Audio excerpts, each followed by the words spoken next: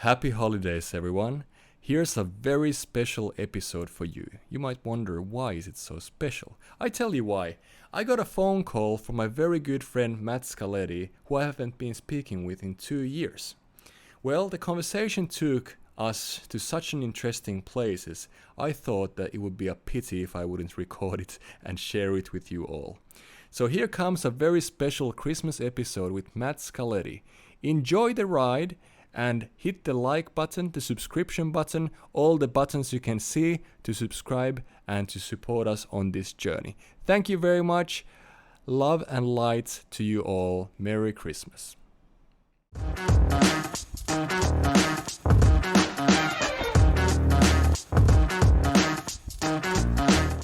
All right, hello everyone, and this is Mr. Matteo Scaletti. Welcome on Mikhail Koski Show. How are you?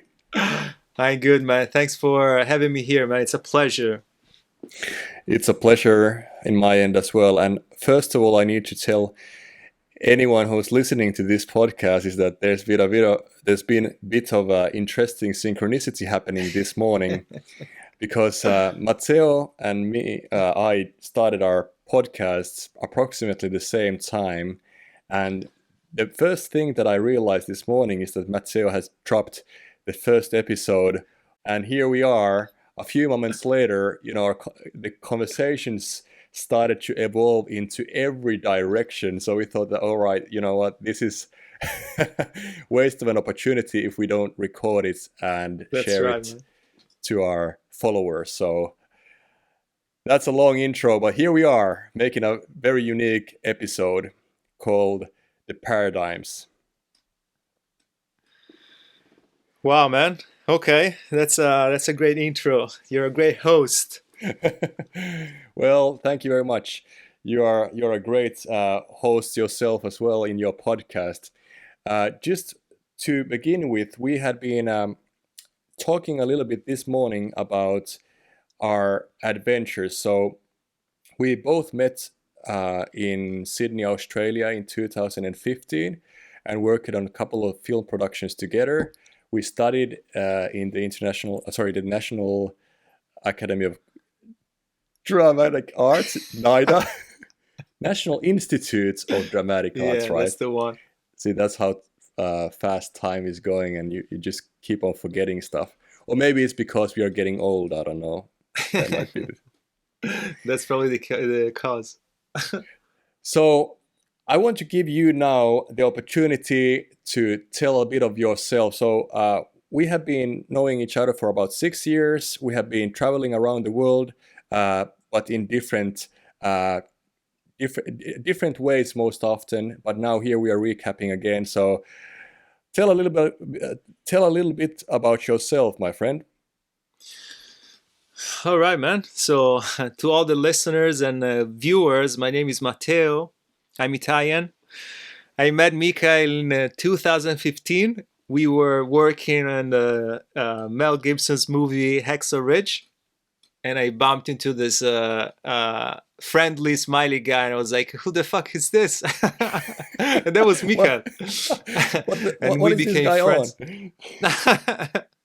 And we became friends, and then we were accepted at the NIDA course, so we studied together. And then I left Australia like 2 years later. So 2018, I moved to the States, where I currently am right now.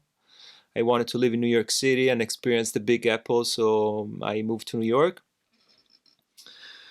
And then I don't live in New York anymore because a lot of things happened. And I think that's what you want to talk about today. So right. From New York, I went to Italy, and then from Italy, I moved back to the States. I went to Brazil, and a lot of things happened on a personal, spiritual level, etc., etc. Beautiful.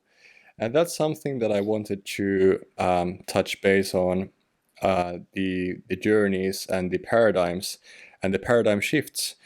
And with this, I mean that as I feel that a person will grow in a rapid speed when he or she would throw himself out of the comfort zone to be relocating to a different place where you have a completely different set of opportunities, challenges, whatever you might have around you in those circumstances. But also, you get to sometimes repeat some of the challenges until you realize that there is a bit of fine tuning, or maybe even a bit of more tuning to do with other aspects than the usuals. And now we were talking with Matteo just before this recording about the spiritual aspect and how important it is, especially on times where we have a lot of uncertainty around us, a lot of fear distributed in many channels, and a lot of talking heads and a lot of noises. So yes, I would like to talk more about that, if that's fine with you, Matteo. Of course, man. All right, so Matteo, you have been having this autistic. Is that even a word? I'm starting to get into the zone so deeply. Autistic calling, and with that calling, you have been experiencing a lot of different, let's say, realms and different places. So I know that's a very wide and vague way to put it, but I leave that to you to kind of put it into a package on what kind of steps have you been taking in that journey in your life from when we met. Whew. Wow, man. Okay, let's start with this. I hope it will make sense to people listening, because it's something very personal. So I don't know if people can relate.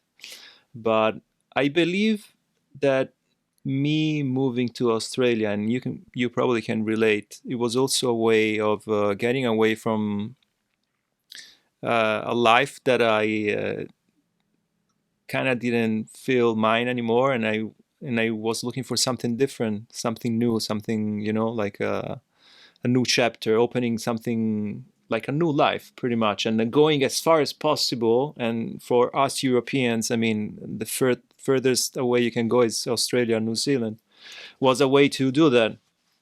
So I believe in Australia gave me a lot in terms of like a spiritual awareness, and like I got in touch with a lot of amazing people that kind of opened up my spiritual eye. And after Australia, I mean, Australia definitely triggered that. And going to New York was also very important in my spiritual journey, because I mean, I threw myself in like a totally different reality, and definitely different from Sydney and Bondi Beach. But as equally important, at least that's what I think for my personal journey, as equally important to experience. And then a lot of things happen in New York, and I will talk about these in my podcast, so listen to that. A lot of things happen in my experience in New York, and that led me to leave New York, and I took a break and went to Italy, and then the whole COVID thing started, so I decided to stay in Italy for the entire year, and I'm talking about 2020. And I feel exactly with the ending of my experience in New York, it was the official beginning of like a new chapter in my life, where I really had to reinvent myself. And I'm not done yet, because I feel that there's more things that have to be um, what's the word I'm looking for? There's more things that need to be addressed and focused on. But I feel that yeah, definitely there was it was it is definitely an interesting time.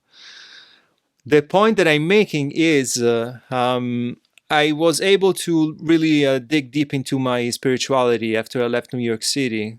I feel that like a door had opened, and I walked through the door, and I got in touch with a lot of people, a lot of healers in Italy and there in Sydney that really like appeared on my path and showed me the way to embrace spirituality. And with that, I mean, like I did a plant ceremony, I did uh, family constellations. If you're not familiar with that, it's basically like working on your family trauma. I did a lot of energy healing, Reiki, um, meditation, breath work. And then I started working with an astrologist or astrologist. And that has been like an incredible journey. And we still collaborating together. And she's sort of like a mentor slash guide to me. And then I discovered something interesting, something else. You're probably familiar with it. It's called earthing or grounding. You basically reconnect with the energy of the earth. And what that is basically like you just go out like barefoot, no shoes, possibly no electrical device, and you just connect with the earth's magnetic field. And that's supposed to recharge you and rebalance your negative and positive poles. So man, yeah, a lot of stuff, man. I think I was looking for different tools to find answers, and I found that all these tools and all these practices were giving me something. If that makes sense, or do I sound like completely mad and crazy? Of course you are, as me as myself. No, not at all. So that's I think that's you're touching very some of the very critical points. Like let's say, for instance, to start with the grounding elements. We talked about before about the different, let's say, the magnetic fields on this planet. Is it a coincidence that we both found our ways into Australia, like hundreds of thousands of backpackers and travelers around the world, who's all searching for something, and most often that urge comes from a place where we necessarily don't even know. It's like a subconscious driver that makes us to kind of push ourselves into these places.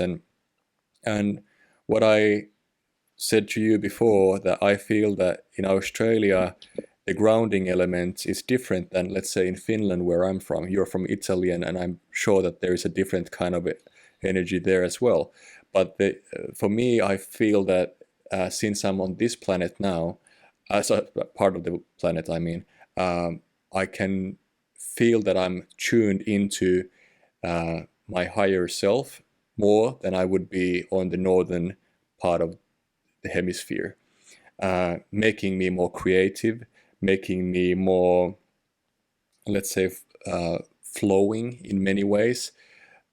But also, I would sometimes find myself to be lacking that grounding what I would have, let's say, back where I'm coming from, and therefore to be connecting back to the nature, let's say, working in a busy environment, I'm living in the mid of the city. Sometimes you forget to pace yourself and to connect back to the moment and to connect with your center yourself. And for instance, I can see a difference in me and how I see portrayed the world uh, before and after meditation, for instance, or Mm. before and after I go into the ocean for a swim, which is a very simple practice. Um, because the ocean negative ions will recharge your system, which is made mostly of water itself. So there's so many things that are important for us to acknowledge, and we are all very different. What works for you doesn't necessarily work for me, and some of the listeners might resonate with something we're talking about in the next 15 minutes or so. Uh, so what I'm saying here is that what what I want for the listeners to have to take on board from this is tools and ideas how they can enhance their way of living and let's say in the aspect of spirituality or whatever we are talking about. So Mhm. yeah, long story short, but yes, you make sense. Please go on. Continue your I story. actually no, man. I wanted to say something based on what you mentioned. So I've been reading a lot about this, like, and please go and double check. Don't take my word as a gospel, but Google ley lines, ley lines, or energy grid, like the Earth's energy grid, because they have been studying the fact that the Earth has an energy grid that surrounds the whole planet, and just like the human body, there's like centers of energy that are called chakras. The Earth has the same, and they have actually found these energy fields, energy vortex around the Earth, and it has seven vortexes, or like points of intense energy, just like the human body. And one is in Australia. I believe it's the second chakra, but I could be wrong. And that is where Uluru is. So this to say that Australia, yes, it does have a special energy, and yes, people that live in Australia or move to Australia and have some kind of like spiritual enlightening or spiritual awakening, it's not a coincidence. It happens because there's a different energy. And stop me whenever you want, man. I don't want to like go on a rant, but Europe, and I know this for a fact. And I've been going uh, in Europe and out of Europe since I was a kid, and I remember like super clear every time would go back to Europe from America or elsewhere, I would feel like this energy like slowing me down and like getting me down to the ground. I was like, what is going on? Why I was like feeling so energetic and full of ideas and life in this other place, and now I'm going back to Europe. And I mean, I'm Italian, so I can talk about Italy. And going back to Italy, and everything is slow, and the mentality is different, and the energy is low, and all this excitement kind of goes away, because Europe has a different energy, and there's a different, yeah, there's just a different conformation on the energy grid. So different places on the planet have different energies. I was in Brazil at the spring 2021, this year, and Brazil has an incredible energy, similar to Australia, like very fresh and new and energizing. And it just feels different compared to Europe, for example, or even here in America. And America is a little bit of a um, middle ground. Is not as heavy and and slow as it is in Europe, but it's not as fresh and energized as it is in Brazil or Australia. Maybe more Mm. if you go on the West Coast. So Arizona, California, those areas, they have like a more vibrant energy. But here on the East Coast, not as much. Very interesting. And also, I find it interesting that you moved straight from Sydney to New York, which would have a Oh man, completely different kind of vibe. totally different. Yeah. And vibe, by the way, for people are using that word in the mainstream language from left, right, and center, but it means vibration. And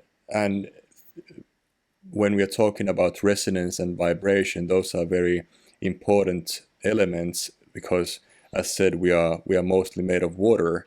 So whatever vibrates to us with the same kind of frequency Hmm. kind of speaks to us in a way that we gravitate towards these kind of places. And maybe, uh, what about when you left Sydney? Uh, did you feel that you had been kind of already getting what you were looking for and ready to go get into a new chapter in your life, new energy field? How did you feel that? Yeah, man, totally. I felt that my experience in Australia was coming to an end. That's why I decided to move. I don't want to sound selfish, but I think I got from Australia what my soul needed to get. And at the same time, I feel that Australia gave me what it had to give me. So it was time to move on. But let me tell you, man, like going from Sydney to New York, and especially like the lifestyle that I was living, and like training and surfing and just going every day at the beach, like tanning, just being outdoors and like no shoes, no shirt, like super, wild, and going to like a concrete jungle where like always like going like full speed 24/7, no stop, um like super expensive bars, restaurants, like like constant bombardment of stimuli. It was like crazy for my system. I had a mental breakdown the first like few weeks, few months, and then I kind of adapted, and I just adapted to the new environment. But at the beginning, it was like a shock. Wow, wow. Yeah, yeah. How would you describe the energy? Like, let's say when you say that you were nurturing your soul here, um, in which way do you feel that happened to you while you were here in Sydney, Australia, or Bondi especially, I suppose? Well, man, I mean, you guys are so lucky to live in a place where, I mean, you have like nature is everywhere, and that's how I recharge my batteries. I just go out for a run, like somewhere where there's, like a forest, or like along the beach, or away from people in a park, Centennial Park, Bondi, like coastal walk. You drive and you go up to Vaucluse, or, anywhere like the botanical garden. So in Sydney, you have that, and it's beautiful. And I feel that's why Sydney is such an epicenter for like a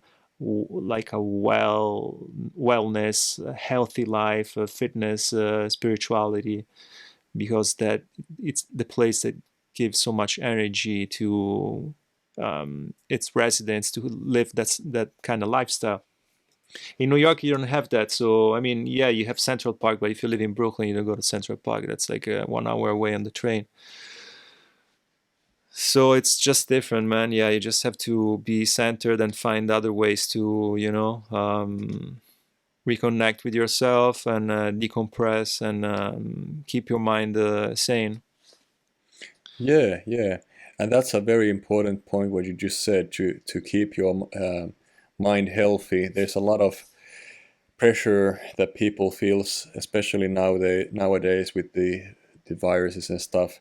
A lot of fear, a lot of anxiety, depression, all kind of stuff that is toxic for you and your system. So um, there is, I suppose, no one wrong or right thing to do. There is just different ways to Hmm. channel through those energies. I suppose to find those energies, or let's put it this way to make it more concrete, to find the methods that feels good and makes your energy flow circulate in the way that benefits you and your sense of purpose, rather than surround yourself with elements or actions or people who have Hmm. a negative energy affection on you. So it's very important, and what you said before, to being centered. I find if I'm not centered, meaning that I would be living in the presence and listening to my gut feelings, I might be choosing things that wouldn't be beneficial for me, and then couple of actions later, let's say couple of Hmm. days later, I would feel that there is a pressure, there's an anxiety building up, until I kind of go back and realize what is the core for that, where the knot was made. And for me, meditation is a big one, and breath works, by the way. So I meditate every single day, as long as it takes. I do it for myself, not for anyone else. So I don't use any certain kind of. I necessarily don't even follow any programs. I don't. I just keep on breathing and scanning that breath up and down into my, from my top of my head down to my toes, Hmm. and just clearing uh, negativity out of my system. and again, I, after a moment of time, feel so much better. And while I'm feeling better, I make better calls. I make better. I impact my environment in a better way as well. Being a Hmm. nicer person, more calm, relaxed, to be having more objective way of thinking and not reactive.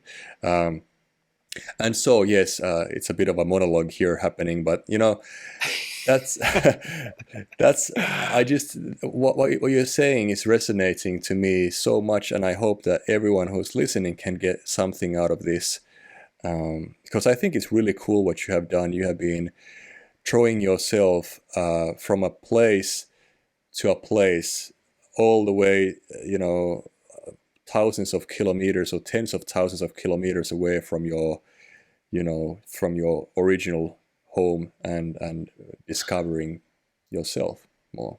Totally, man. Yeah. But man, if I can say something about this, I used to fight my tendency to be such a nomad, and I was always looking at me like, hey man, why don't you find like your place and stop like moving around? But then, thanks to my astrologist, who's been very important on this journey that I was mentioning before, the spiritual journey, like I realized that I cannot fight my I cannot fight my own nature. My nature is to move around. Like I'm a nomad. I'm a messenger. I need to mix with other cultures and other people. That's where I find energy, and that's where I really enjoy living and being alive. Like I find joy in movement. So I'm slowly accepting the fact that I move so much, and that I have to embrace it rather than being always looking down at myself and saying, "Hey, you're moving, but you don't have a place, you don't have roots, you don't." That's yeah. I just have to embrace. That's who I am. That's a very important thing as well, to embrace the qualities you have, and your mission would be possibly so much different than anyone else's mission, which is most likely the case in every one of us life. So that to give yourself the permission to do things that you find important, like from your case, you mentioned that you feel that you're a messenger and you need to be moving, and to be embracing that, because that's the problem.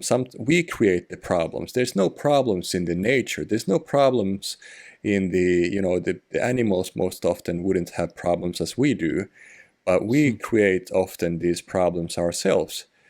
And sometimes we struggle with the identity, our own identity.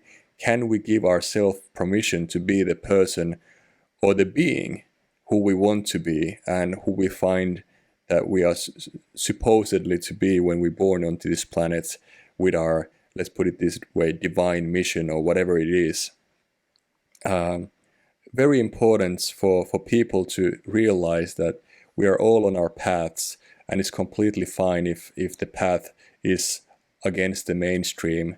If you don't hurt people around you, hurt yourself, there's there's nothing, oh well, there's not too many things that can go wrong, in my opinion, Hmm.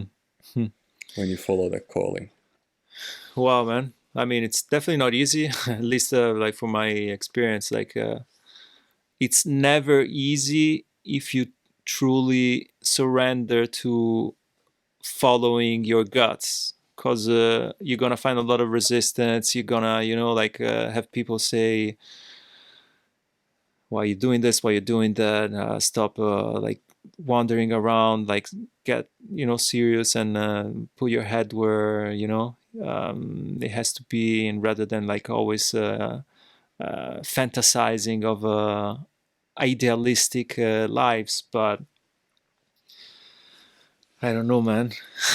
I mean, I'm not an Hmm. expert, so I cannot give any, any guidance or any advice. But my experience is that you just, if you feel you want to do it, you just do it. Yeah, yeah. What about you mentioned before about these healers and helpers and astrologic, how do you say it? Astrology. Astrologist. Yeah, yeah. So how do you feel that, like, what kind of elements, what kind of help are you getting from these helpers? Immense, immense help, man. I so I started a podcast, and first episode I thank all my mentors, and that was addressed to all my healers and everyone that has supported me over this journey immensely, man. I recently, this is something that I haven't shared to anyone yet. I recently had panic attacks, and I never had panic attacks in my life, so that was very scary. And I thought I was getting a heart attack because, yeah, I wasn't familiar with that type of feeling.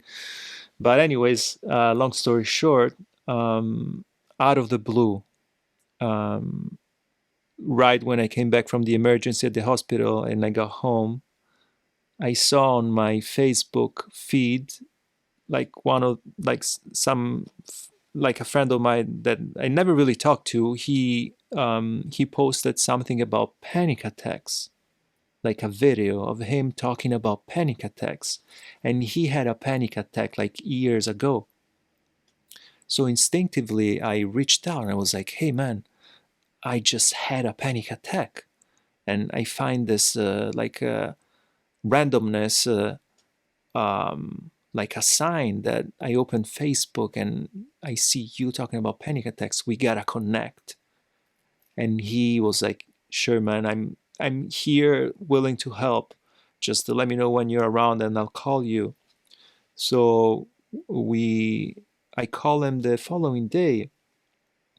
And long story short, this guy he gave me like some tips on how to do breath work and how to relax whenever you feel that you're having a panic attack, and just really focus on your body and being centered, and focusing on your breath and your diaphragm expanding, and just like the feeling of softness and lightness, and just being in your body rather than in your head, because whenever you're getting a panic attack it's because you're too much in your head and you're thinking about the future, and not being present. And he was like, just be present, just breathe. Long story short, just to say that in the darkest of the darkest moments, light always appears. And for me, light was embodied into this man. Andy, if you're listening, man, you're an angel. You're an angel, man. You really saved my life. So one example is Andy, this guy that I just mentioned. He gave me this tool, which, as you said, breath work, amazing. Now I do it every day. 1 minute, 5 minutes, 1 hour, doesn't matter. Just focus on my breath, and that brings me present. It's like super cliche. Everyone is talking about breath work, but because it works. So that's one example of why these mentors and guides helped me in a very practical way. Wow, well, that's very powerful. So these breathwork practices, how often are you doing them now? Every day. I do it every day. And honestly, man, I just enjoy it because I enjoy like feeling my rib cage expanding, and enjoy this like energy like entering my body and then exiting my body. It just I just feel alive.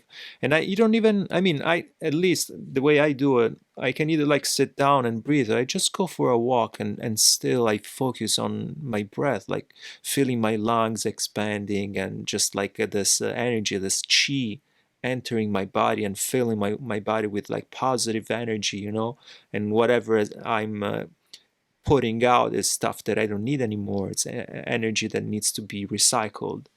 So Mm, it's just a practice that that I have incorporated in everything that I do, or if I'm washing dishes or I'm cooking, rather than watching TV or doing like multiple different things at the same time. And just like, like I focus on whatever action I'm doing and I just breathe. And yeah, that's a beautiful tool that Andrew gave me. And he also told me to take cold showers, which I do. And that's crazy, man. Like, one thing is to get a cold shower when it's like 30 Celsius out there and it's sunny, but getting cold showers here in Boston, where I am right now, with like 0 degrees, is like brutal. Oh man, yeah, it's crazy. Hey, just a quick one. Could you? There's the microphone is touching your shirt, so it's making a bit of a noise. So don't worry about it. Okay. If you could just put it, yeah, if you could just put it just slightly in front of you, would be Okay. perfect. All right. Sorry, Excellent. man. I moved too much. Oh man, it's nothing wrong with moving. And thank you for sharing these beautiful stories. I mean, this is exactly the reason why I wanted to record this, because all these experiences are so immense, and they are carrying such a energy behind them. And what you say about breath work resonates with me so much. I don't know if I told you, but I started with Wim Hof method breath work, and I do it every day, usually, let's say, at least once, sometimes twice, but I feel once is enough before I go to sleep, outside in the park, wherever I can be in a natural, good place where I feel ease, Hmm. and it just makes you connect, and also like what you said about the cold showers. That's really good for your immune system. Hmm. Um, we did. Have you tried ice baths or stuff like that? I have, but it's not very. It's not easy, I mean, you gotta go and buy the ice, and yeah, it's just not very practical for me. But yeah, I have tried it. Yeah. Yeah, yeah. It's not practical or comfortable or anything. Like we just couple now. Actually, the film is on Amazon Prime, but we made a documentary film on swimming in the ice waters, and I think the one of the episodes, not I don't think, because I know that I recorded and published an episode with Nace Baghai, who Yeah, was the yeah, yeah. Okay. filmmaker who made this, and that was my introduction to cold water immersion, and I couldn't believe how impactful it is. I remember having a very busy mind with a lot of chatter, like a lot of Mm. internal conversations, always having to be somewhere, having to do something. And that was my typical self dialogue. You have to. Mikhail, today you have to do this, that, and that one. And one moment of realization was when I was in that cold water between the glaciers, and it was just like, it was so freaking cold. I think it was just like 4 Celsius, uh, Wow, man. that it removed my thoughts out of my head for a while. And when that pain, because it's almost like million razor blades are cutting you from every direction, when you just keep on breathing, and after about 60 breaths or 70 breaths, which is about 1.5 minutes, you start to feel that your system and your body is adapting with the cold, and just right after that, the you start to feel this amazing endorphin rush taking over your body, and you just Mm. it's like being high on something. I don't even know, but it's the realization that I had was that this is the reality. There's no reality that comes from my brain where I explain myself millions of things like all the time. The only reality is that I'm in this freaking cold water between the glaciers, And I'm freezing to death. and I'm freezing to death, and I'm actually okay with it. And all of a sudden, I start to feel this wonderful endorphin rush. That was my introduction. That was like, I think, 4 years ago or 5 years ago, and ever since I Wow. have been trying to, in daily basis, take the cold water showers, but also the breath work. Mm. And there's a lot of free YouTube videos for anyone who wants to try this.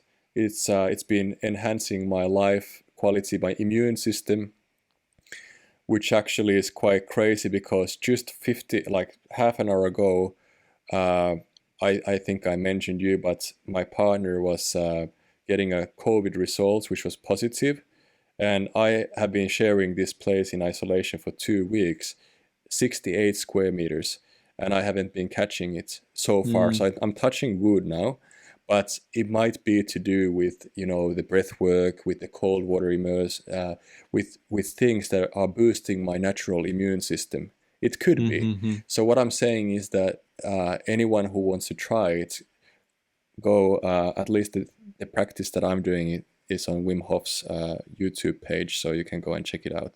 Mm. Wow, man, that's great stuff. I feel you should try everything and then you just stick to what works for you. Hmm. Like yeah, you just find the activities, the practices, the habits that somehow you find beneficial. I mean, I feel that we don't have to do like 20 different things every day, like journaling, breathing, meditating, moving, stretching, mobility, dieting. I mean, just find something that works for you and makes you feel good. Yeah, that's as simple as it is, and remove yourself from um, those I call them anchors that are keeping you in a place that doesn't serve you. It could be a negative toxic relationship with someone. It could be a bad place Yeah. of. But of course life is challenging. It's not supposed to be perfect, and it never will be perfect. And I think these times what we are going through right now, with the world going upside down, we realize that there is no stable or standard the only thing that we can expect is the unexpectable. And so far as and that's why it's important to find from your everyday life those elements that makes you feel better. And some stimulants, for instance, might make you feel better for a while, let's say alcohol, for instance. But then you have to ask yourself the question, how is this serving me in the long run? Having a fun night with fun people, and let's say carrying a hangover maybe next day. This is just one example. I'm not saying that I wouldn't be having a glass of wine or two once in a while, and sometimes even more. But those real conversations are so important to have with yourself, to acknowledge where are your spots which you need to tweak, and what is the, let's say, the flow line where you can uh, unleash yourself to become you know uh, not just the best version of yourself, but also uh, to operate with your best essence, the radiation that we have. We all have our areas which are you know which are almost like superhuman powers. Some people can be awesome in art making. Some people can be mathematicians. Some people can be athletes. It doesn't matter. What matters is that you give yourself the permission. First of all, you acknowledge your worth, that you are very important. It's a very small, tiny chance that you are even born into this planet. And then give yourself the permission to find what makes you feel good, and be truthful to yourself, and just keep on cutting whatever doesn't serve you, Hmm. Hmm. and build up and build up. And I know this was a bit of a rant as well. I mean, it's almost like when I'm talking about these things, they're coming from a place that is just pouring out from my mouth, because my life quality changed so much when I relocated myself into a different place. And I've been talking about this already earlier in my previous podcast. But the version that I'm right now, I'm so much happier, I'm so much more liberated, and there's still lots of work to do. It's not about being ever perfect, and there is no perfects anyways. There's a beauty of being imperfect, in this imperfect world. You know, that's like, yeah, we are in a jungle after all, and that's it. Oh It's a man. jungle, man. We're living in a jungle. Actually, man, yeah, I think the world is perfect the way it is. Hmm. And we are perfect as well.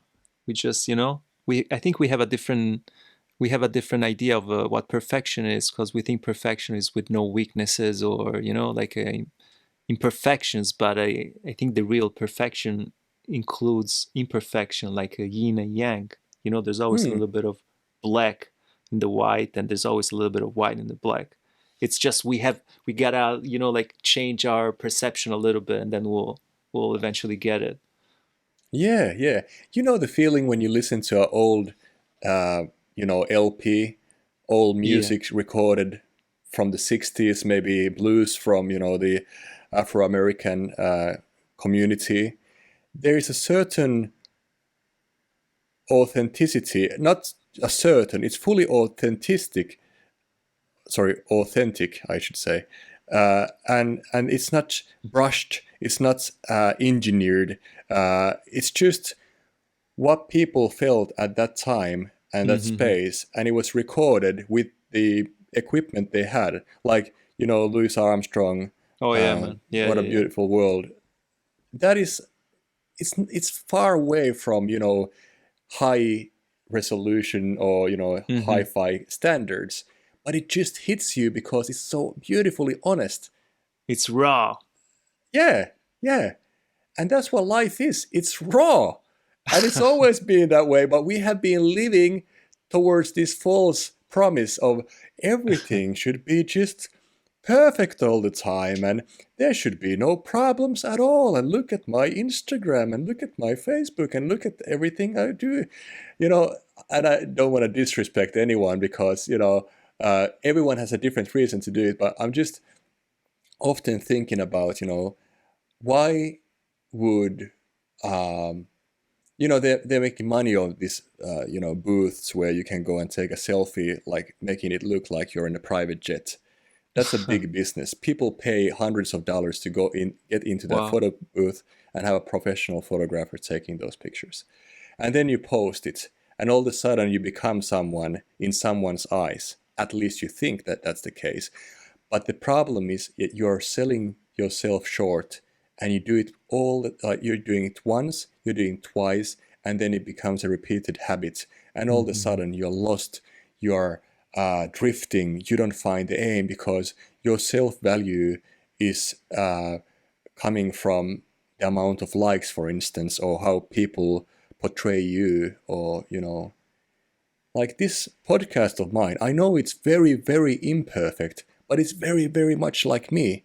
I'm just recording it from one stop to the end, and I just do some fine tuning if I have to, but I necessarily don't even want to do. And that's all that I can give into the world. Me and my time. And one day I'm dead, and maybe, I can inspire after 50 years someone with this recording and with this conversation that I with you, my dear friend. And that person would say, "Can you imagine this guy? He was just talking all this nonsense, but I like him because he was authentic." Man, actually, yeah, I can relate, because I just started my own podcast, as I said before, and I got like a really good feedback from one person, like a really good friend of mine, and I was like, whoa, I feel like I completed my mission. I made someone feel good, even for like 5 minutes. And we sometimes don't even think about that, or we take it for granted. But how powerful is that? And this guy lives in Australia over there. So a person on the other side of the world that listened to something that I did with a lot of energy and passion, a lot of hours spent doing it, and that triggered a reaction, an emotion in this person. Like, how powerful is that? And I was like, wow, I already completed. I I completed my mission. I felt good about that, and you don't have to do big numbers, as long as you trigger an emotion, and that felt amazing, man. Honestly, so thank you to my friend Marco. Gave me amazing feedback. I love you, Oh, man. Marco is a great guy. I know Marco as well. Actually, he's having a workshop today, I think. He's doing on healing stuff and cool stuff Ah, too. man, he's one of those guys that I mentioned before, man. Like priceless. Yeah, yeah, yeah. Beautiful soul. What about, have you ever tried ayahuasca? I have. I have tried ayahuasca twice actually. So yeah, I'm familiar with the whole ceremony thing and the experience. That's such an interesting area for me. I have never tried it. I have never tried it. Would that be something you would like to share to the listeners? Any of the moments? I'm always hesitant, and I'll explain why. Not because I don't want to share, but it's really, really, really hard to put into words.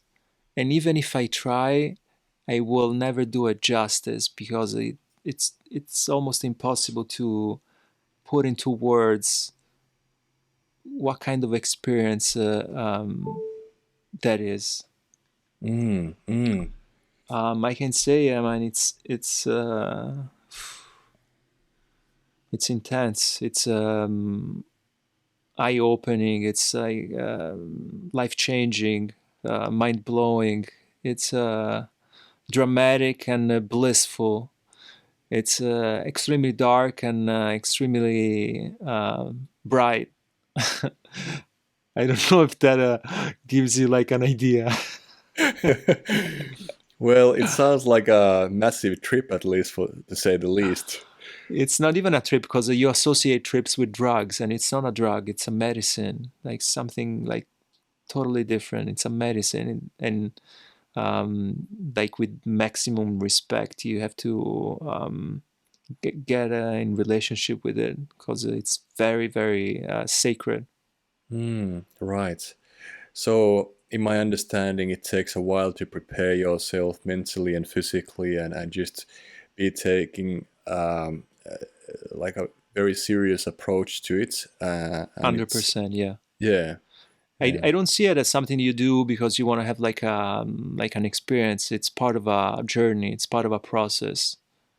So yeah, I think you need to be prepared to do that mentally, physically, and spiritually because it's a ride for sure. Wow. And how? What about the outcome? Did you achieve something that you were looking to achieve, or did you achieve something else after the journey? That's the thing, man, and that's an approach that I try to have with everything. I always go with no expectation. So I approached my two ceremonies with no expectation. I was totally open to whatever would happen. But I must say that it definitely gave a huge paradigm shift to what came after that, because it's always inspiring and yeah, it has a very big effect on your life in everything, like your values, your beliefs, how you see yourself, how you see the world, friendships, relationships, everything kind of gets a different spin after your experience. Hmm. And nature, man, you realize how powerful is nature. Like it's incredible. Like you see nature from like a different perspective. Like nature is everything. Wow. What about in practice then? Because in my understanding, you did at least one of the ceremonies in Australia. I did. What about moving into New York, where you don't, your nature would be completely different? Did that affect? How would I say? Did you find that you would be able to connect and in tune yourself as well, or yeah? Th- this is something that probably only people that have done ayahuasca can understand. Um, what when you do ayahuasca, it will never leave your body, your system. It will be inside you forever. And I had moments when even a few months ago when out of the blue or maybe something specific will trigger it and it will come back like this, and you will have some visions or some flashes where reality and this dimension will, like kind of open up, and you see and you go beyond. This is really hard to explain, but in New York, I had a few moments like that when ayahuasca came back, and the whole like veil just lifted, and I saw like that reality from a different angle, and it was very, very intense. New York is a place where there's a lot of energy, there's a lot of tricky, um, not so clean, pure energy. So if you're someone that's very open, like spiritually, and you don't have any kind of self defense energetically, um, it can be a bit tricky. New York, I'd say.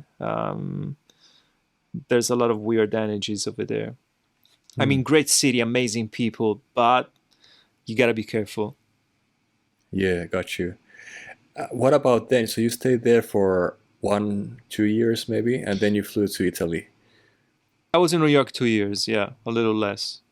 Yeah, not flying by running away, but flew as a flying in a plane to Italy, and you stayed in Florence for maybe 1 year, or was it more? So yeah, man. After 2 years in New York, I kind of had some sort of epiphany, and I felt I needed a break. So I decided to go back to Italy just to reset. And then while I was there on holiday, COVID hit. Everything went into a lockdown. Italy first, then the States 3 weeks after Italy. So I decided to stay in Italy, and I stayed there for the whole year. Mm. And how was that for you for your journey? It was hard. It was super hard, man. Super hard. Because Italy was, I think, the first country in the world to be in a lockdown. So we didn't know what was going on. Masks everywhere, mass paranoia, fear. Like the news were constantly bombarding you with like this end of the world, Armageddon, atmosphere. So it was horrible, man. And then I just wanted to go back to America and go back to my old life. But then New York went into a lockdown, and I was still paying rent in my old apartment. It was like, man, it was horrible, horrible. Like, yeah, depression. I was like, I was a mess. Telling you, man. Wow, wow, wow, wow. You were in a swamp, swimming in a swamp. I was, and yeah, man, just I mean, I wasn't scared about the COVID itself, but the whole situation was like super uncomfortable.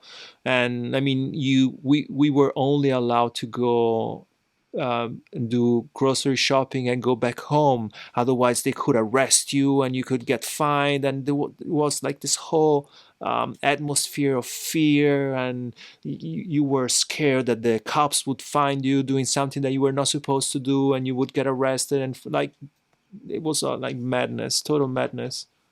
Wow. It's hard to imagine.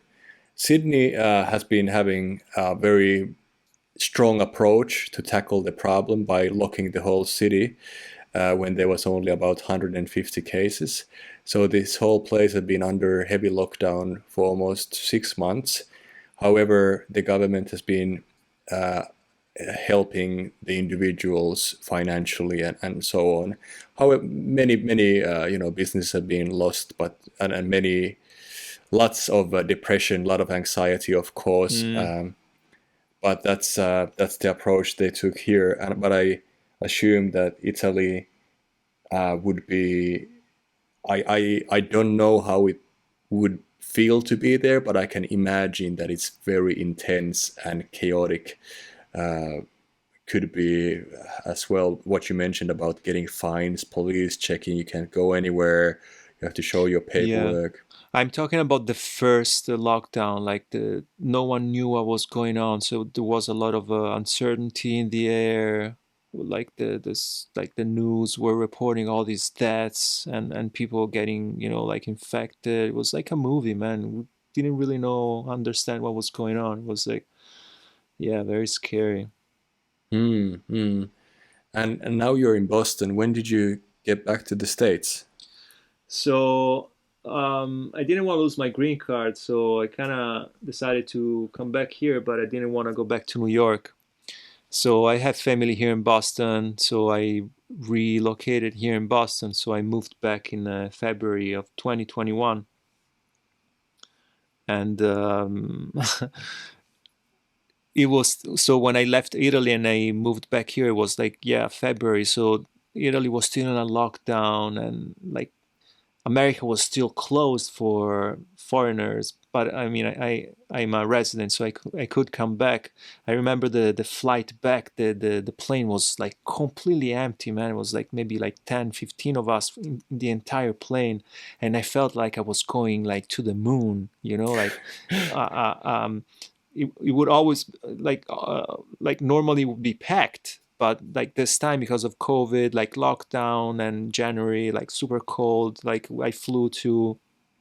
I did Florence to Frankfurt, Chicago, Boston, and it took forever. It was like it felt like I was going to the moon, you know. Like I'm going to Oh, America, everyone is infected. Like the news were, you know, like showing that America was like the worst place in the world to be at last February. And then I got here, man. Everyone was like super chill. They didn't even check my papers. They just you know let me in. Totally, completely opposite from what the news were reporting. yeah, yeah, yeah. It is crazy. I mean, the power, the power. How was the? I heard this saying: the one who controls the stories controls the world, and Yeah. that's pretty much that I see happening everywhere at the moment. And then another thing, man, if I can interrupt you, on the same year, this year 2021, I went to Brazil. And that was in April when Brazil was the worst place in the world. A lot of cases, people dying everywhere. So, I mean, I decided I wanted to go to Brazil because my girl was in Brazil, I wanted to go to Brazil. Everyone was telling me, don't go there, you will die. There's people dying in the streets, like it's crazy, like it's an epidemic. Man, I went to Brazil, it was like the chillest place in the world. Like, yeah, of course, some places were closed, you had to wear the mask, but nothing like the news were reporting. So, what are you gonna do? Yeah, what are you gonna do? I think the best thing to do is to draw your own conclusions and use your own rational common sense and also acknowledge that every storyteller has a certain own idea where he or she wants to bring the attention to. So yeah, but it's very interesting. I mean, I want to see what's how the world will look like in the next 6 months. But I have a feeling that it will look better. I mean, today Sydney has reported 5,700 Omicron cases, which Mm, is about 5 times more than, or 4 times at least more than it had on the peak of the lockdowns. Now the borders have been opened. Now you can access restaurants and cafeterias and bars and so on. Even the people who are not vaccinated. But I mean now the numbers are very high. But also as I mentioned, my wife just was diagnosed positive less than 1 hour ago, and the only thing she had, which I need to touch on wood again because she only had 38 Celsius fever for 2 days and a cough, and that's pretty much it. Basically, like whatever cold. So I don't think there's one right or one wrong uh, way to explain the situation or how to even, take the situation. I think the bottom line is that we are in a jungle. We are supposed to live and die. And I hope no one is getting offended because, of course, I know that there is a lot of sad stories where very dramatic things have been taking place around the world. But the actual brutal fact is that we are still just animals living in a jungle. It doesn't matter if it's a concrete jungle or a jungle, but we still have to try to make it work, try to make it, make the day a little bit better as much as we mhm. can. So yeah, wow. It's it's a bit of a, I can sense that the energy drops into a dark snake pit, or not a gloomy dark No, pit. man, listen, when we talk about COVID and pandemic, we've been hearing this non-stop for 2 years, like it's depressing stuff. Yeah, yeah. You know what? I have a suggestion. Why don't we jump in the conversation again to those places on this planet which works as chakras that transcends a certain frequency? Like you mentioned Uluru before. I think this is a very important chat to have because many of the Oh my listeners God, might man. be located anywhere in this location. So, have you been studying more about this? What are the other locations significant?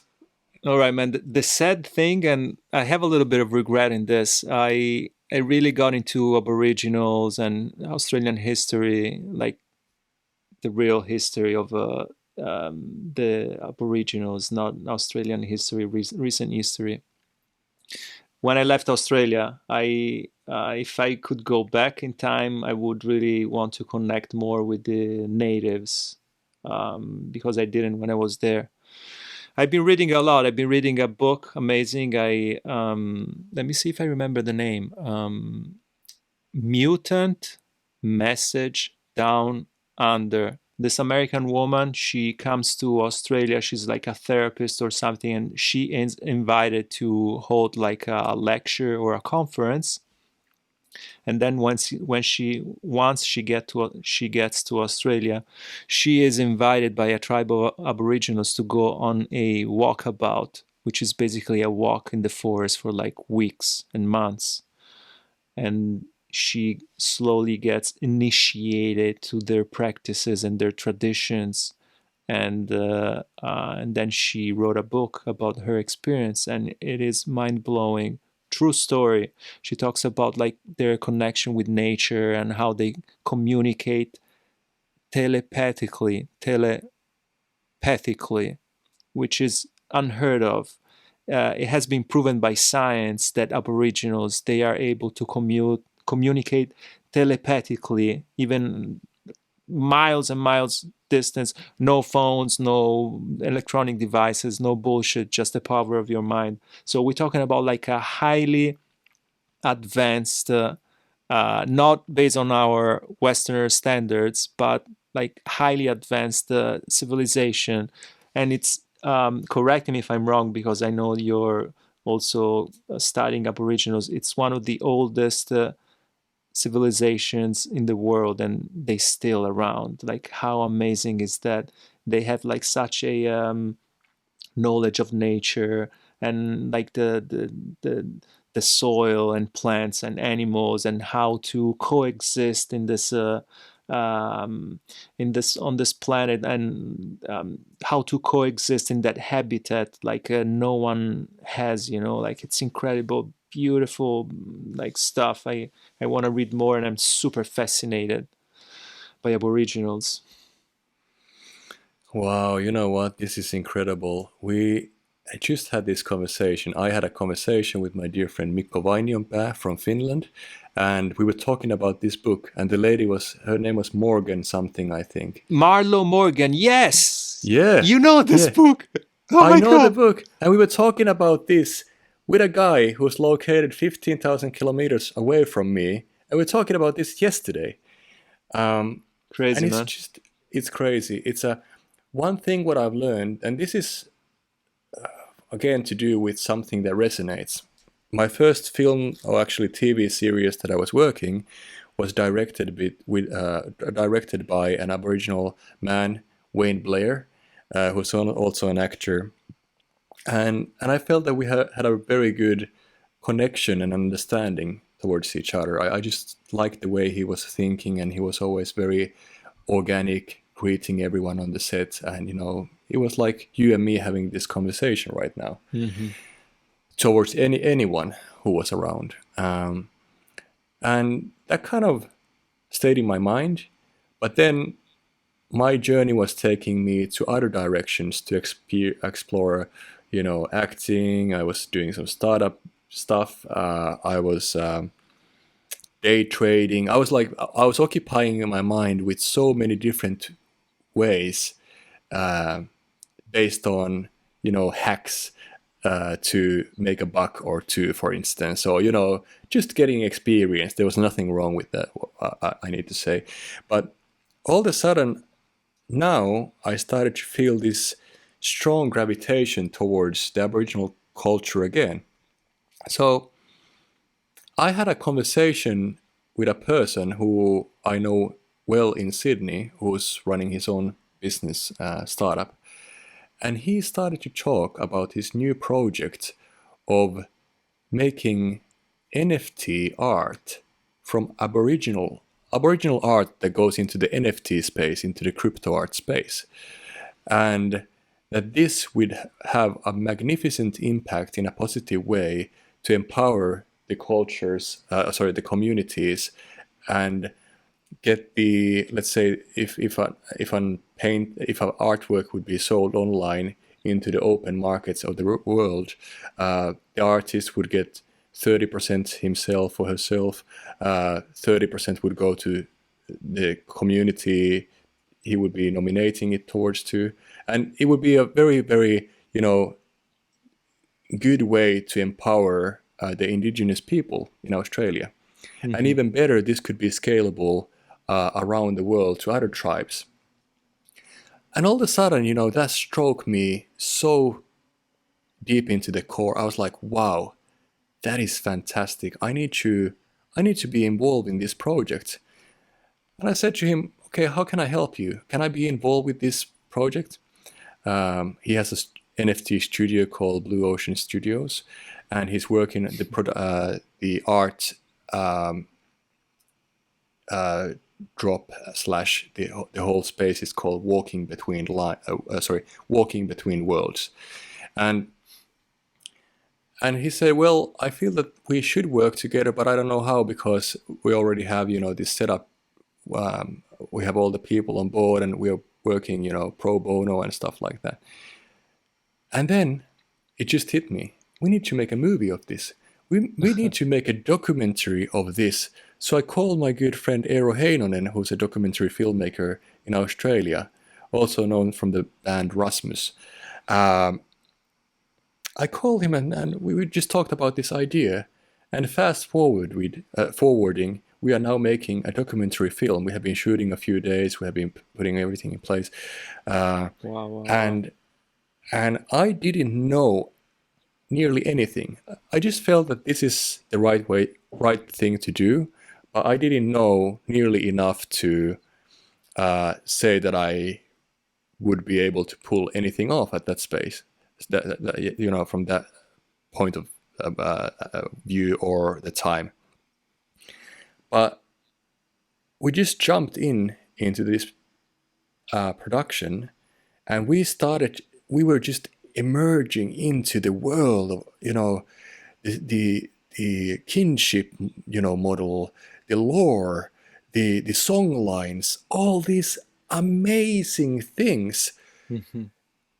Wow, I must say that has been blowing my mind. And every time I think that I know already something, I realize that I don't know a shit, and how there's so many layers and layers and layers of that kind of ancient information that has been distributed for more than 50,000 years from the First Nation people towards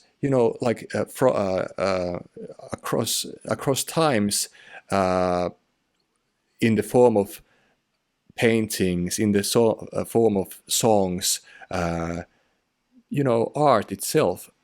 And now I realize how much everyone would be able to learn about their culture, and how you always should take less than you give back to the ground or to the earth. And it's incredible, man. Yeah, the energy that spikes me, even you probably can tell that I'm very excited in my voice, but when I'm even thinking about this and the journey which has already started, it just generates such an immense energy that is like a vortex, you said before, taking us speed of light, forward in this production, and it's very excited. And I'm more than happy to tell the listeners a little bit more about this later. But yeah, I just wanted to tell you that little news bomb. Man, I wanna. Well, thanks for sharing this. This is amazing. I want to know more, but I want to blow your mind down, man. Do you know? I was reading an article, a few articles about this some time ago. There is proof that the ancient Egyptians came to Australia. They found the ancient Egyptians hieroglyphs a few hours north of Sydney in a place called um, Gosford Park. I may be wrong. I gotta double check. There's a place north of Sydney where they found ancient Egyptian hieroglyphs. So the Egyptians, there's a theory that says that they came to Australia and they connected with Aboriginals because they wanted to learn something from the Aboriginals. Wow. Like, Wow. how That's mind crazy is blowing. that? It And is. Marco told me this a version of this story as well, because Marco, my friend that lives in Sydney, he has learned to play the didgeridoo, and since he got into playing the didgeridoo, he's connected with a lot of local artists that are part of these tribes. And there's more than one theory that they confirm that the ancient Egyptians, they came and they learned from the Aboriginals, like the sound healing, because Aboriginals are and were really big on sound healing, connecting with the energies of the earth, and using those energies for medicine, for healing, for to cure like diseases and stuff like that. I mean, I'm not an expert in this, but it's super powerful stuff. And if you're curious about it, please do your research, because there's a lot of stuff that we don't know that happened, and history has, we know that history is not the real history. For the real history, you gotta you gotta do your own studying. And this is one of the things that I encourage people to check out because it's fascinating. Hmm. Wow. It is.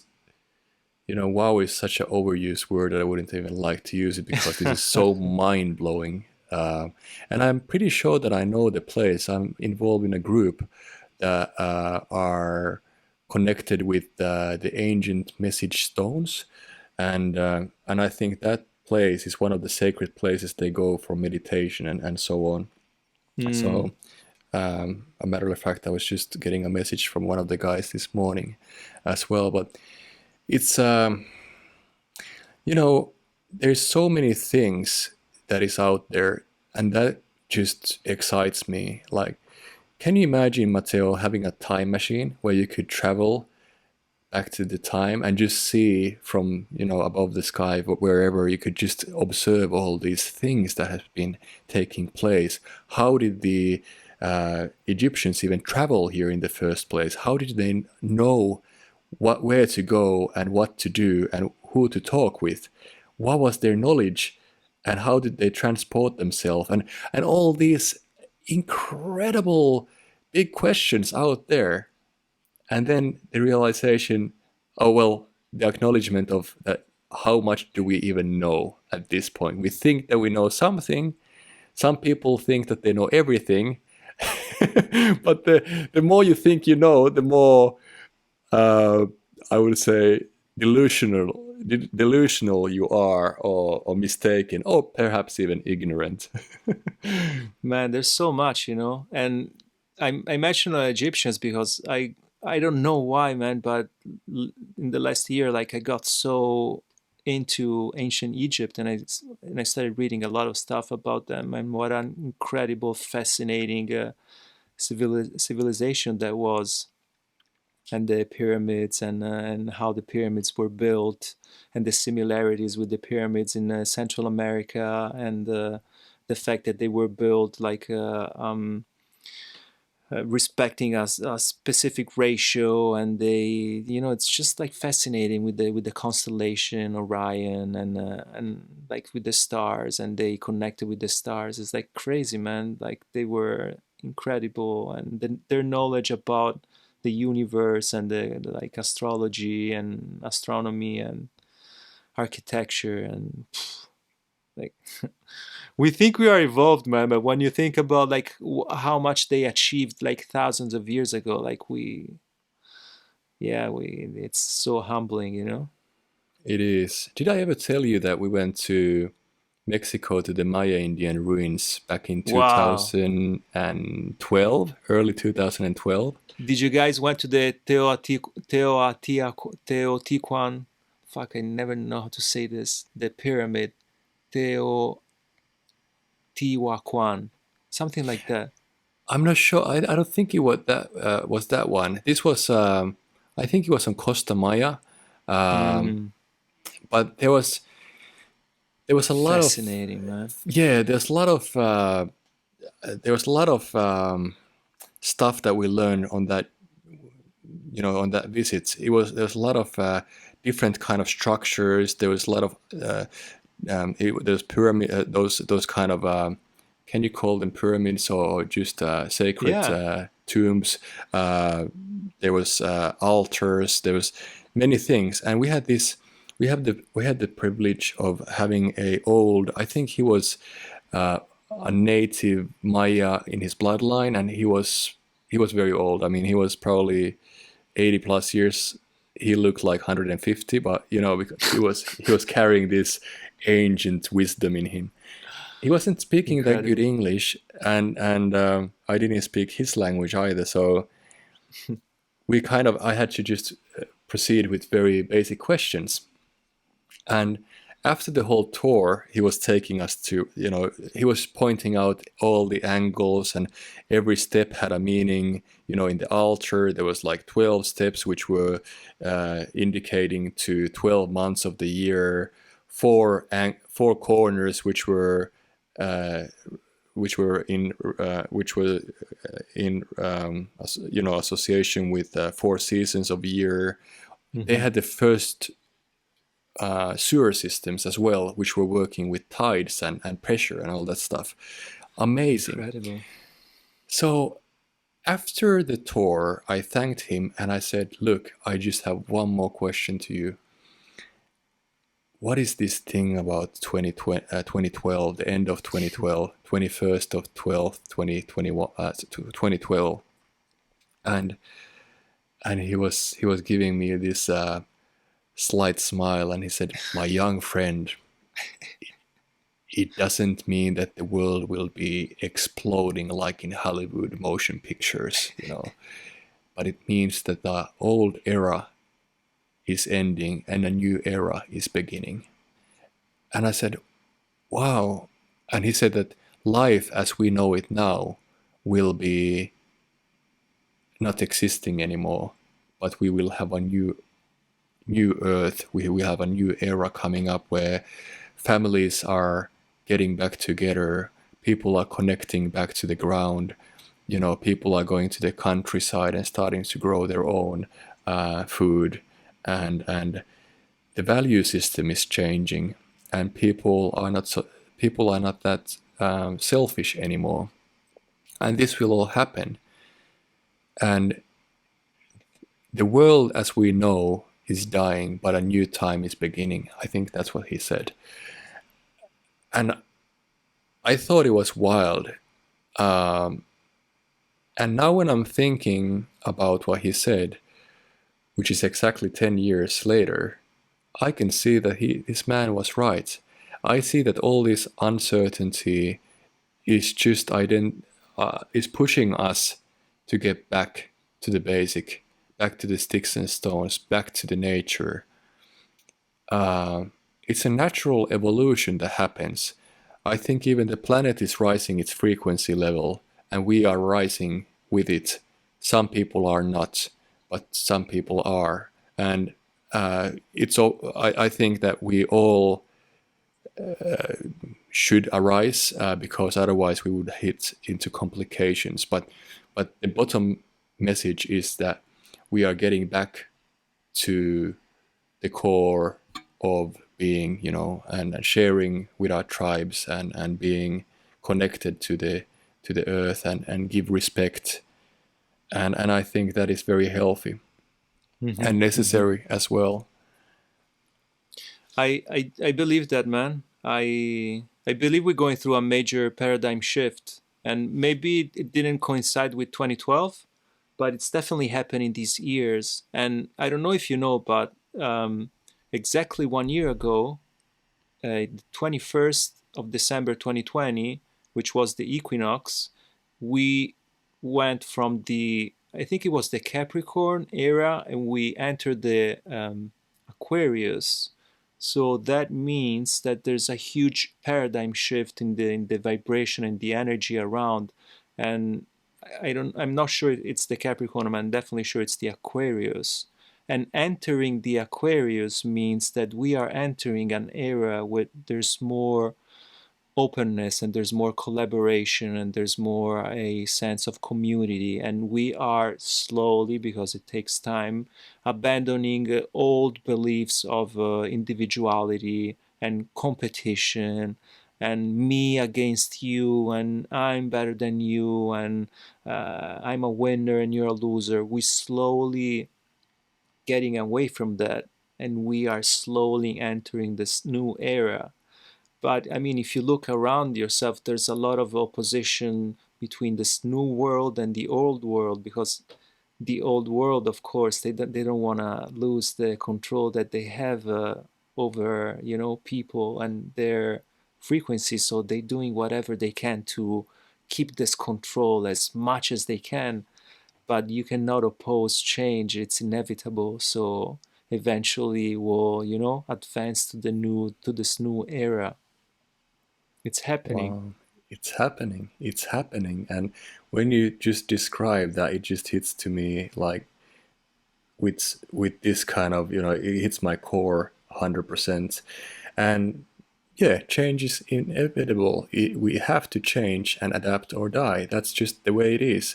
And we go in cycles. It's a new golden era that we are hitting, and there is changes that must be done. I had this funny question in my mind yesterday.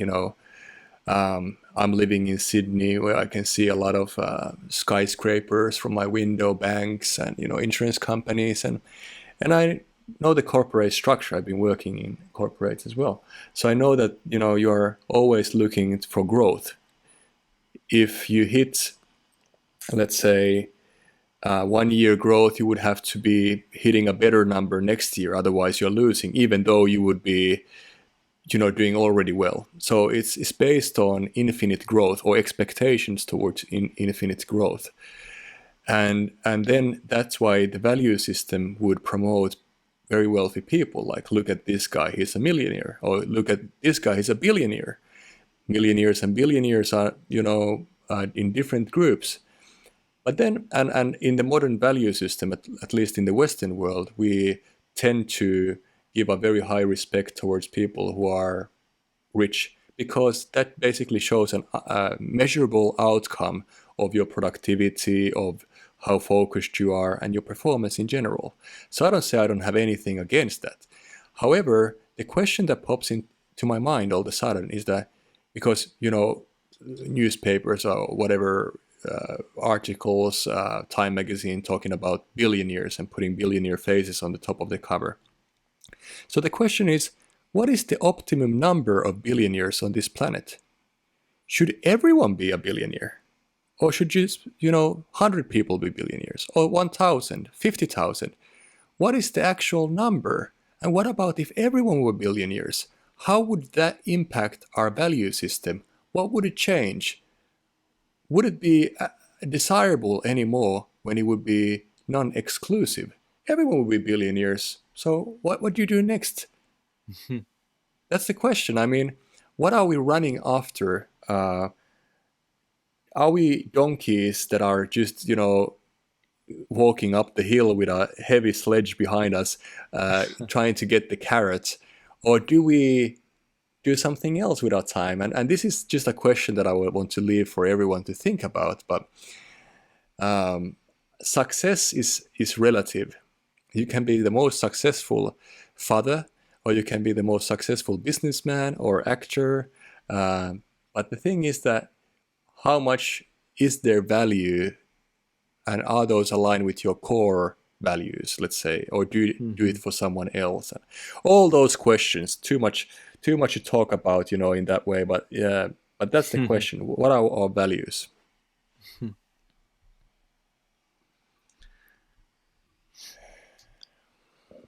I don't know, man. If I can say something quick about this, yeah, I don't see anything bad with money. Like if you're successful, you make money, you deserve it. Why not? And when you have money, you can help people and create like good stuff, and make the world a better place.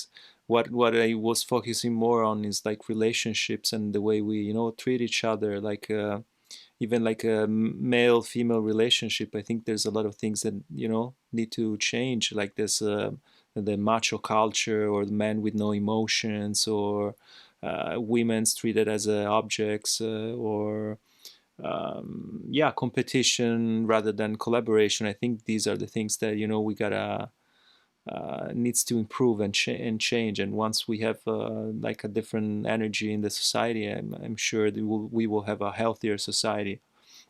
But Yeah. if we keep on going me against you, or cutthroat, or like competition, but like unhealthy competition, and not being open emotionally, and just like even like competition between men and women, like I'm stronger than you, I don't need you, I'm independent, I don't need you, like stuff like that, man. That's I don't think it will benefit none of us, because we, at the end of the day, man, we always playing for the same team, so it's better to play together than against.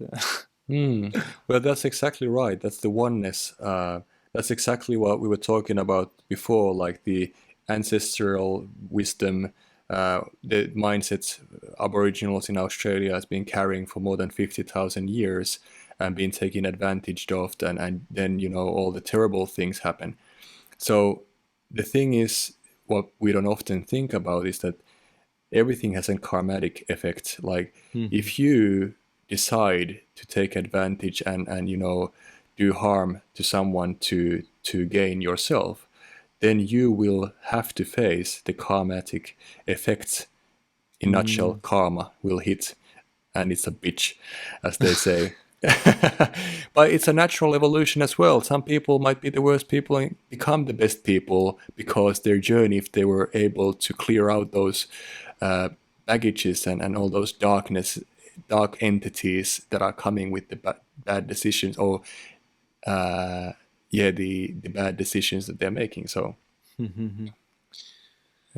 Wow, yeah, a oh lot, dude, man. it's we dived quite deep here once again. I don't even remember where we started. Oh it's shit. it's just like we opened this communication. We had a massive challenge to get this podcast rolling, by the way, because the technology, my computer, which doesn't have any problems usually, all of a sudden froze. I couldn't open these lines. Then all of a sudden the lightnings and thunder started to pounder just on the other side of my window. And here we are. I don't know. I think I don't even have any clue how long we have been talking. Is it Yeah, like no idea, man. But I was thinking about something, and it's funny that we pretty much haven't spoken in years, but I find that our paths and journeys kind of like follow the same direction, and um, I think it reinforces the fact that we met the first time and we bonded, because at the time we had the same probably frequency, and we still do, because we both feel the need to go in the same direction. uh, we're learning about ourselves, we want to improve, we want to like explore the world and explore ourselves. So this is a pleasant surprise that um, we both like coming to the same conclusions, and at the end of the day, like exploring the world with the same mindset. Hmm. Yeah, yeah, yeah. I believe that everything has a purpose, and all the things that we go through in our life, we might be on different journeys individually, but still we can carry the same frequency, and still we can carry the same kind of value systems. And it's like we haven't been speaking. I think within the past 6 years we have been probably chatting 3 or 4 times. Like, Yeah, Max. yeah, Max. But then again, every time we open this communication channel, I will be just talking. It's like nothing has changed because we are still we kind of tune into our each other's blueprints straight away. That's right, man. I mean, a lot of things have changed because we older, have a lot of body aches, gray hair, wrinkles. But at the core, yeah, man, definitely we still have that, desire to explore and be on adventures on this amazing world Yeah, yeah, and definitely, share definitely. stories because we both have our podcast, so we like to share stories. Definitely. And everyone who listens to this podcast needs to check out Matteo's podcast, Night Pills. It's awesome. I heard your first intro episode this morning and I was like, wow, this is really cool. It's almost, magnetic in a way, very Oh soothing, very man, chill. You you're want to say a you're few you're words about the podcast? you're too nice, man. But actually, my podcast is amazing. You guys need to check it out. Yeah, yeah, that's You're being right. too nice, man. But actually, man, you're right. It's amazing. It's the bomb. It is. It is. It's awesome. Are you inspired by is it ASMR, the sleeping, the tone, the voices, and all that stuff as well? That's funny, man. I had no idea about this before yesterday, and then my sister she asked me the same question. She was like, "Are you doing that ASMR kind of stuff?" And I was like, "What is this?" She sent me a video, and I checked it out. I was like, I had no idea about this, but yeah, it sounds similar, but at the same time, it's not because I'm just, interpreting it my own way. Yeah, yeah. But it's very nice and soothing, and um, I feel that it would work for people who feel that they are stressed. It's Christmas time. There's a lot of things that needs to be done, and whatever might be on your plate. But you recommended me to listen it just before I go to bed or in the evening time, maybe. Yeah, because all right, so the whole idea is, I mean, it has a very like chill, like mellow vibe, and I mean, it's kind of short, like less than 10 minutes episodes. So, and I just tell stories, stuff that I find interesting, books, movies, or like experiences that I've gone through over my travels around the world. So, I mean, it's like chill, nothing crazy or too intellectual. So you just lie down, relax. You're alone with your girl, with your boyfriend. You just listen to it, and then yeah, you go to sleep, and you're more relaxed. Hmm. Yeah. Yeah. Beautiful. I love it. It's we had a similar kind of thoughts about doing a podcast, even Mm-hmm. though we are almost literally on a different side of the planet. You're in Boston, I'm in Sydney, and here we are recording this podcast, which is coming out very soon, by the way, for people to enjoy on the Christmas holidays. That's right, man. Do you think people will find this conversation useful, or they'll just label it as two psychos having a totally spiritual conversation? I think so. Yeah, they're thinking like these two hobos. They probably don't have anything else to do to just Especially, talk man, look, shit. look, look, look my outfit. This is like a hobo outfit.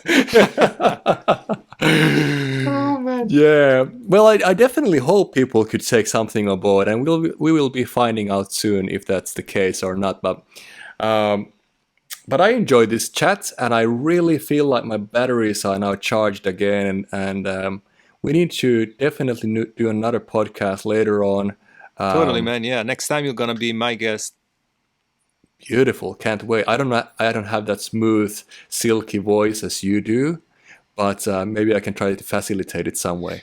Yeah, let me tell you this, man. You don't need to have a silky voice. You just need a good story. Ooh, okay. All right, challenge accepted. Beautiful, excellent. Well, thanks very much for your time today, Matteo. I think we covered so many areas. We'll give a little break to our listeners to let it sink and to adapt some of that stuff that came through. But just as some final words, where can people tune in with you? What are your channels, and where can they find you? I don't want to be found, man. What is telling you that I want to be found? Don't find me. No, I'm on Instagram. I'm on Instagram. Okay. So okay, podcast is it's called Night Pills Podcast, and yeah, Instagram Night Pills Podcast, and I'm Matt Scaletti on Instagram. Excellent.